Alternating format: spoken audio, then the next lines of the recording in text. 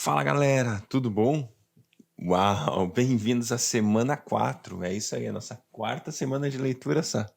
Glória a Deus, né? Uau, hein? Tá muito legal, tá muito bom estar passando esse tempo com vocês.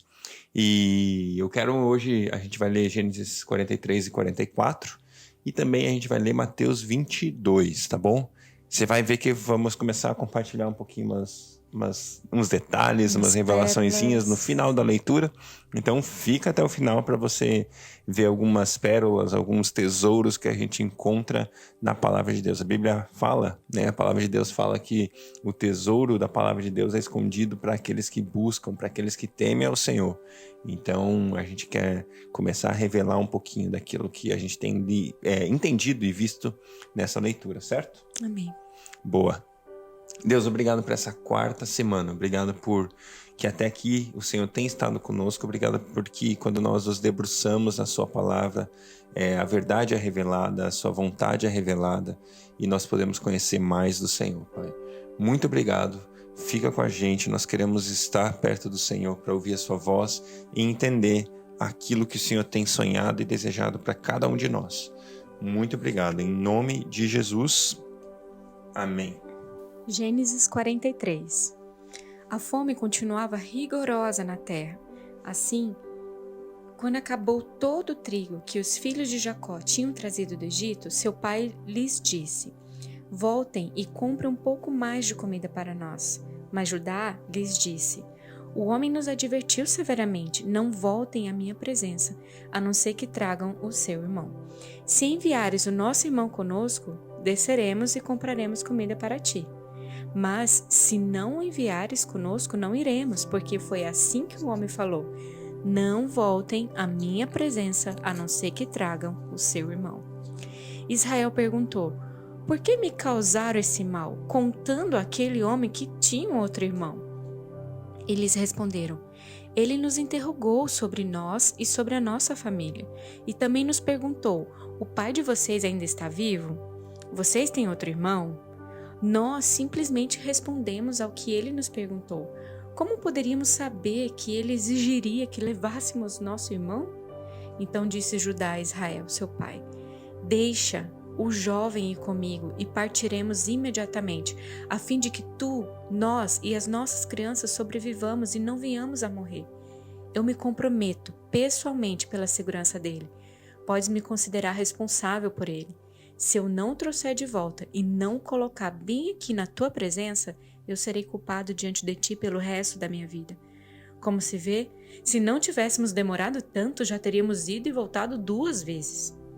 Então Israel, seu pai, lhe disse: Se tem que ser assim, que seja. Coloquem alguns dos melhores produtos da nossa terra na bagagem e levem-nos como presente ao tal homem. Um pouco de bálsamo, um pouco de mel, algumas especiarias e mirra, algumas nozes de pistache e amêndoas. Levem prata em dobro e devolvam a prata que foi colocada de volta na boca da bagagem de vocês.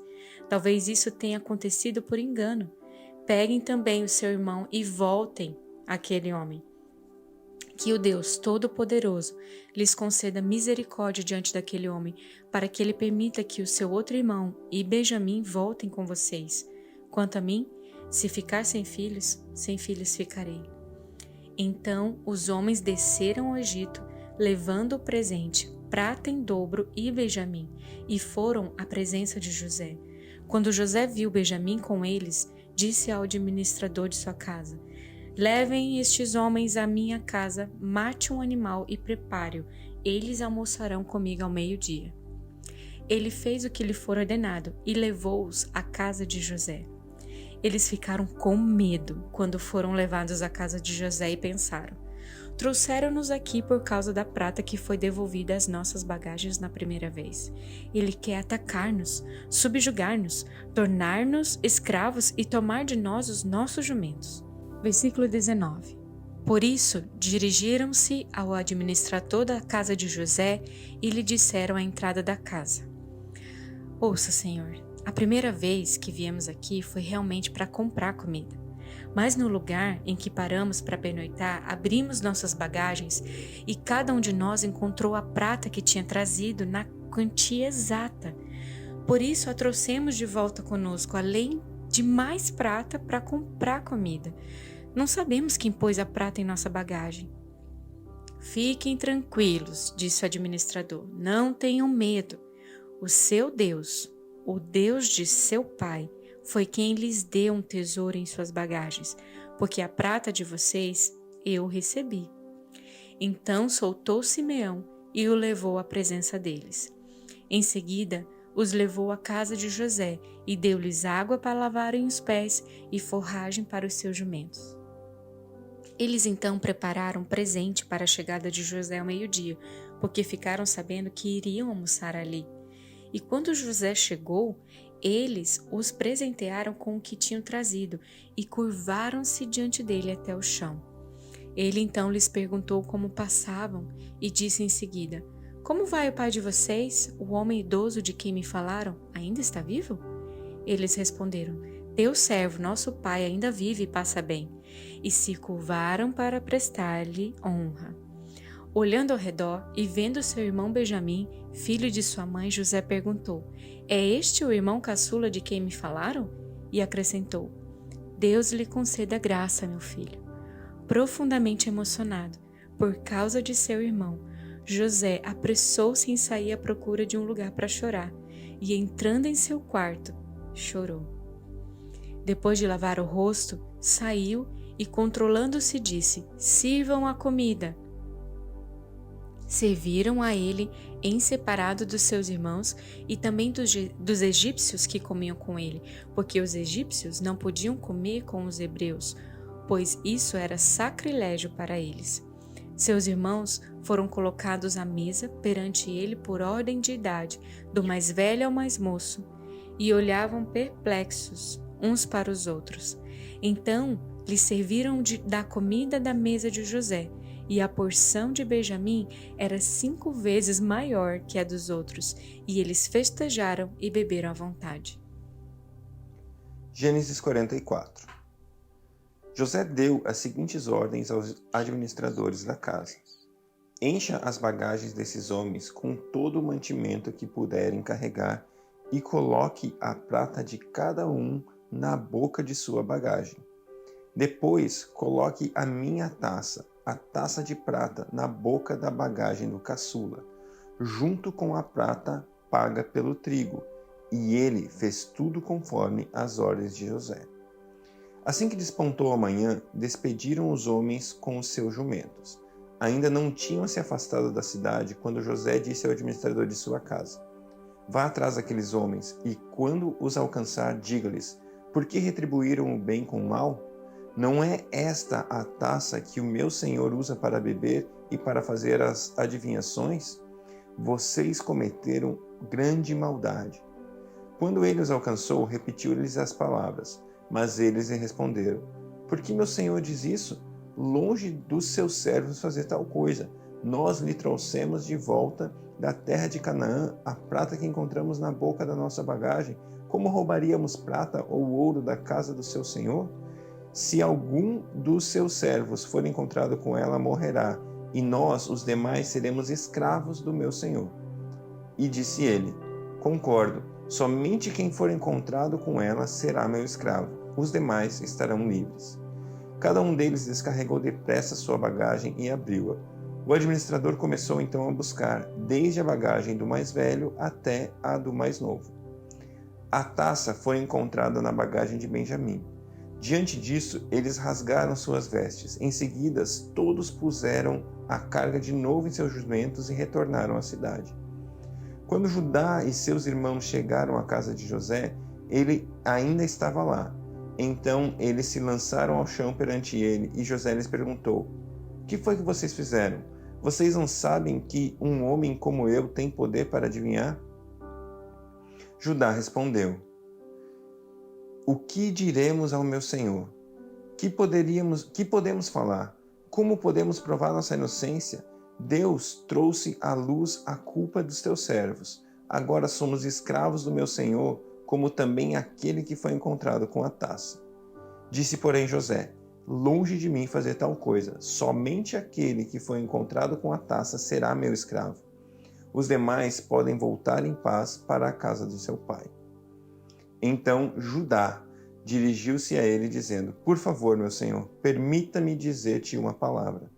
Não se acenda a sua ira contra teu servo, embora sejas igual ao próprio faraó. Meu senhor perguntou a estes seus servos se ainda tínhamos pai e algum outro irmão. E nós respondemos: Temos um pai já idoso, cujo filho caçula nasceu-lhe em sua velhice. O irmão deste já morreu, e ele é o único filho da mesma mãe que restou, e seu pai o ama muito. Então disseste a teus servos que o trouxessem a ti, para que os teus olhos pudessem vê-lo. E nós respondemos a meu senhor que o jovem não poderia deixar seu pai, pois caso o fizesse, seu pai morreria. Todavia, disseste a teus servos que, se nosso irmão caçula não viesse conosco, nunca mais veríamos a tua face. Quando voltamos a teu servo, a meu pai, contamos-lhe o que o meu senhor tinha dito. Quando o nosso pai nos chamou de volta para comprar um pouco mais de comida, nós lhe dissemos: só podemos voltar para lá se nosso irmão caçula for conosco, pois não poderemos ver a face daquele homem, a não ser que nosso irmão caçula esteja conosco.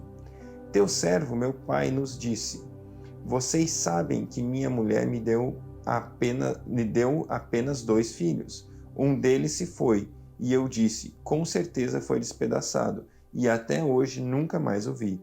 Se agora vocês também levarem este de mim, e algum mal lhe acontecer, a tristeza que me causarão fará com que os meus cabelos brancos desçam à sepultura.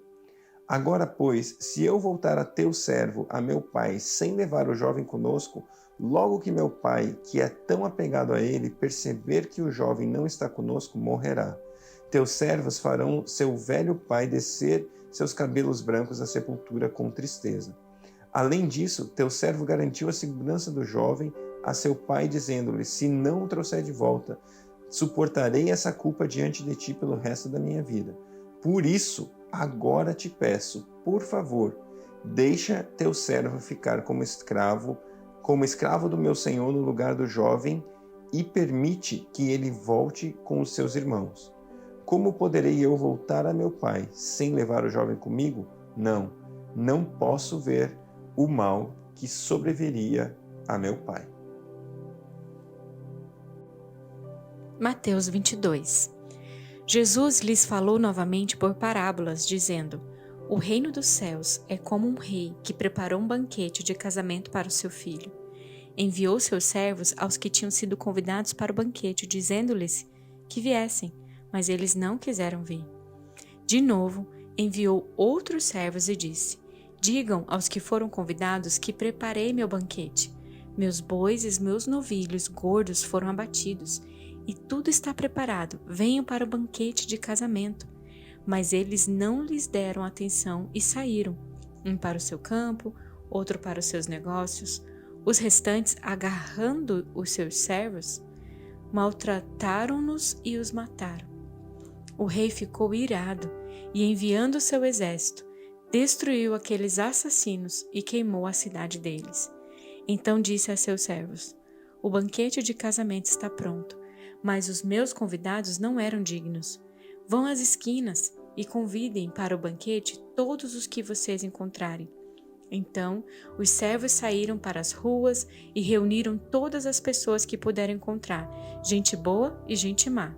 E a sala do banquete de casamento ficou cheia de convidados. Mas quando o rei entrou para ver os convidados, notou ali um homem que não estava usando veste nupcial. Ele perguntou: Amigo, como você entrou aqui sem veste nupcial? O homem emudeceu. Então o rei disse aos que serviam: Amarrem-lhe as mãos e os pés e lancem-no para fora, nas trevas. Ali haverá choro e ranger de dentes, pois muitos são chamados, mas poucos são escolhidos. Então os fariseus saíram e começaram a planejar um meio de enredá-lo em suas próprias palavras. Enviaram-lhe seus discípulos junto com os herodianos, que lhes disseram: Mestre, sabemos que és íntegro e que ensinas o caminho de Deus conforme a verdade. Tu não te deixas influenciar por ninguém, porque não te prendes à aparência dos homens. Dize-nos, pois, qual é a tua opinião? É certo pagar imposto a César ou não? Mas Jesus, percebendo a má intenção deles, perguntou: Hipócritas, por que vocês estão me pondo à prova? Mostrem-me a moeda usada para pagar o imposto. Eles lhes mostraram um denário, e ele lhes perguntou: De quem é essa imagem e esta inscrição? De César, responderam eles. E ele lhes disse: Então deem a César o que é de César, e a Deus o que é de Deus. Ao ouvirem isso, eles ficaram admirados e, deixando-o, retiraram-se. Naquele mesmo dia, os saduceus, que dizem que não há ressurreição, aproximaram-se dele com a seguinte questão: Mestre, Moisés disse que se um homem morrer sem deixar filhos, seu irmão deverá casar-se com a viúva e dar-lhe descendência. Entre nós havia 7 irmãos. O primeiro casou-se e morreu. Como não teve filhos, deixou a mulher para seu irmão. A mesma coisa aconteceu com o segundo, com o terceiro, até o 7º. Finalmente, depois de todos, morreu a mulher. Pois bem, na ressurreição, de qual dos 7 ela será esposa, visto que todos foram casados com ela? Jesus respondeu: Vocês estão enganados porque não conhecem as Escrituras nem o poder de Deus. Na ressurreição, as pessoas não se casam nem são dadas em casamento, mas são como os anjos no céu. E quanto à ressurreição dos mortos, vocês não leram que Deus disse? Eu sou o Deus de Abraão, o Deus de Isaque e o Deus de Jacó? Ele não é o Deus de mortos, mas de vivos. Ouvindo isso, a multidão ficou admirada com o seu ensino. Ao ouvirem dizer que Jesus havia deixado os saduceus sem resposta, os fariseus se reuniram. Um deles, perito na lei, o pôs à prova com esta pergunta: Mestre, qual é o maior mandamento da lei? Respondeu Jesus: Ame o Senhor, o seu Deus, de todo o seu coração, de toda a sua alma e de todo o seu entendimento. Este é o primeiro e maior mandamento. E o segundo é semelhante a ele: ame o seu próximo como a si mesmo. Destes 2 mandamentos depende toda a lei e os profetas. Estando os fariseus reunidos, Jesus lhe perguntou: O que vocês pensam a respeito de Cristo? De quem ele é filho? É filho de Davi, responderam eles. Ele lhes disse: Então, como é que Davi, falando pelo Espírito, o chama Senhor? Pois ele afirma: O Senhor disse ao meu Senhor: Senta-te à minha direita, até que eu ponha os teus inimigos debaixo de teus pés. Se, pois, Davi o chama Senhor, como pode ser ele seu filho? Ninguém conseguia responder-lhe uma palavra, e daquele dia em diante ninguém jamais se atreveu a lhe fazer perguntas.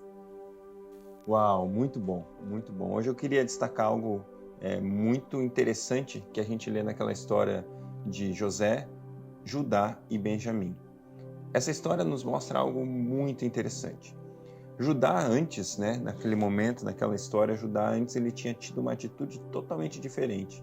No momento em que José é vendido ali pelos seus irmãos como escravo, Judá ele tem uma atitude muito diferente, tem uma atitude covarde de fato entregar o seu irmão. De fato, ele sugere a ideia da venda, Ele evita que o sangue caia sobre eles e ele sugere a ideia da venda. Nesse outro momento, depois de um tempo, depois desse passar desse período, quando de novo, eles ali se encontraram com José e a mesma situação vem diante deles, Um outro irmão agora vai ser vendido como escravo, um outro irmão vai ser tomado como escravo. Judá tem uma atitude totalmente diferente. Judá tem a atitude de se colocar no lugar do seu irmão mais novo. E essa atitude de Judá, ela é repetida pelo leão da tribo de Judá.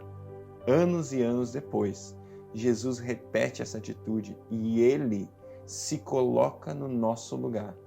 Ele se faz escravo para que eu e você, os seus irmãos mais novos, podemos ser livres, para que a gente pudesse viver em liberdade. Então essa atitude de Judá é um reflexo, é uma simbologia, ele é um paralelo, a mesma atitude que Cristo teve. O leão da tribo de Judá se entregou em favor de muitos. Aquele que não pecou se fez pecado para que eu e você pudéssemos ser a retidão de Deus. Deus abençoe, galera, e até amanhã.